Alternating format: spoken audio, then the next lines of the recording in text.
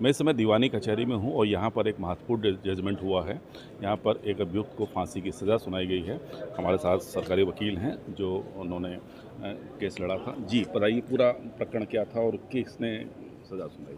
ये जो घटना है आज से लगभग 4 वर्ष पूर्व की है।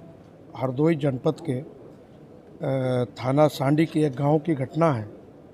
थाना सांडी की एक गांव की घटना है और वहां पर एक बच्ची जिसकी उम्र लगभग 3 वर्ष थी, उसके परिवार के उसके सगे ताऊ द्वारा ये जघन्य अपराध कारित किया गया और इस अपराध कारित करने के बाद अभियुक्त ने उसको लाकर उसके घर पर लिटा दिया। जब उसकी मां ने देखा, आवाज़ दी, जब वो कुछ नहीं बोली तो मां ने जब उसको देखा तो वो पूरी रक्त रंजित थी। उसकी मां ने तुरंत अपने पति को बताया, तुरंत एम्बुलेंस को फ़ोन किया गया, पुलिस को बुलाया गया, पुलिस आई और पुलिस और लेकर बच्चे को लेकर वहाँ पर सीएससी गए और उसी दिन उसकी रिपोर्ट भी दर्ज की गई।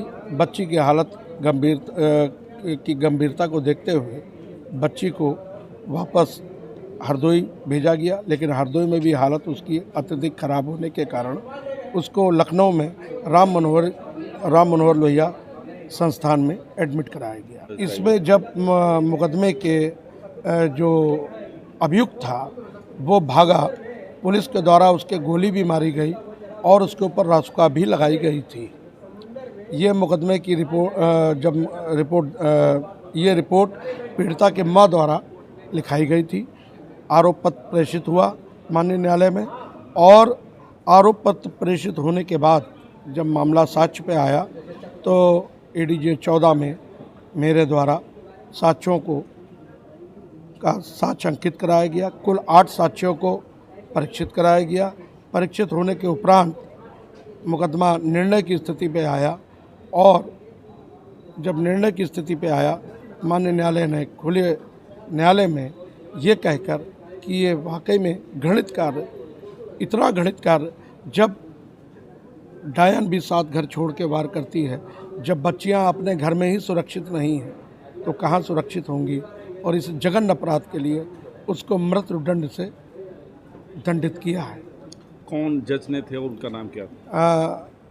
एडीजे 14 माननीय न्यायाधीश श्री मोहम्मद नसीम द्वारा उनको सजा दी गई है।